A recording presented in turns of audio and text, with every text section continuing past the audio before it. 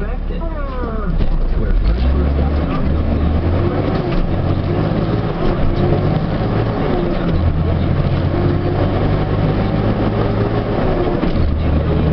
Come on, get up there. You're supposed to speed up and get on the freeway.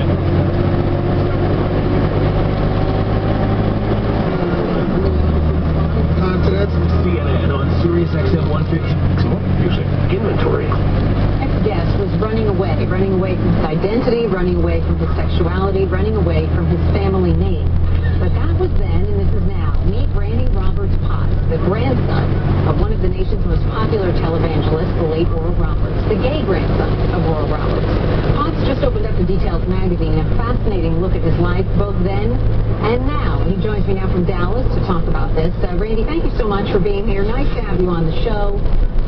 Let's talk about this. I read that article in Details and was really moved by your story. You've known, actually, that you were gay for many years, but only in the last few years have you really gone public. And it pretty much all started with this It Gets Better video. So first tell me about the video and why you felt so compelled to make it.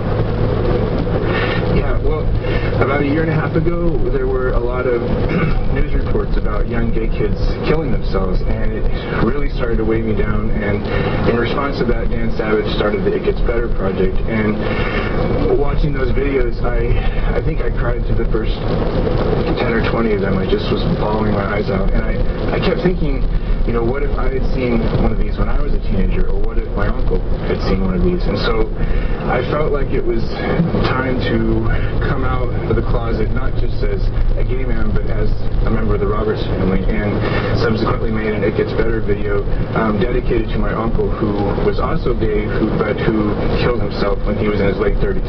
Yeah, I want to talk about that more with you in just a moment, but your grandfather, let's talk about him, because he actually knew you were gay, right? And tell me what happened the last time you saw him. What did he say to you? Well, it was really, you know, he knew I was gay, but the last time I saw him, it was about 6 months before he passed. I took my children out to LA to go to Disneyland, and we went to see him for a couple hours, and it was really just a grandfather-grandson visit. We just talked for a couple hours, not about anything, you know, deep or life-changing, but it was just a really friendly, warm visit, and, you know, he never saw fit to bring up the fact that I was gay, and that to me was just really comforting. It was like we didn't have to talk about it, but he was loving and treated me like a grandson. I know that you were married at 20, and then you had this moment years after that.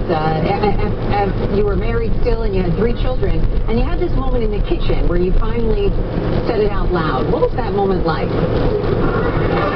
It was one of the most amazing moments of my life. I've known since I was, 5 or 6 years old that I was attracted to men, but I'd always been told it was wrong, and I really ran from the label gay. I did not want to be gay. I had heard horror stories about what being gay meant, and so I did everything I could to not be gay, and finally using that word openly with myself, even though I was alone, it was like stepping into my own skin for the first time. It was the most liberating, wonderful feeling, and it was probably the most amazing moment of my life, or one of them, beyond having my 3 children. And how did your mother treat you after that? I understand she had some pretty strong words at one point. It's been, I guess I would call it an ongoing discussion. My mother does say she loves me, but she always, the few times we've spoken since, she always makes sure to remind me that homosexuality leads to death, and that the Bible condemns it. So I think you could call it a tense relationship at best. And tell me about this project. You're traveling around the country, and the project is called The Gay Agenda. Tell me about the concept behind it and what you're hoping to accomplish. Yeah, well, one thing that a lot of people in conservative communities have is a visual of gay life that I think is a little skewed. When a lot of people in conservative towns think of a gay couple, they jump immediately to sex or something like that, and they don't think of a couple, watching television, or having friends over for dinner, or making coffee. And so my project is going to be taken through the Bible Belt, and all we will do is simply exactly what I described, just domestic activities that any couple does. And hopefully when we leave each town, there will be you a new visual of what it means to be gay, which is what it means to be human, to just enjoy each other's company in your home.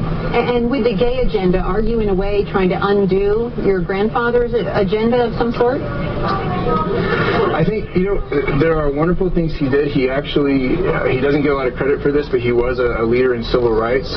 His television programming was beamed mostly into the South, and in the 70s he had a mixed-race choir, which for that time was very unusual, and he was a pioneer of sorts in that way. And I really think that if he were still around and in his prime, this might be a cause that he would take up. I know that he had a lot of fear about homosexuality, but I'm not so sure that he wouldn't have perhaps been more accepting if he were younger. And before I let you go, I want to ask you about your upcoming marriage. Yeah, I'm excited. My fiance and I will be getting married in May, and in front of family and friends, and we're just really, I couldn't be. I've waited, I think, for this for my whole life in some sense.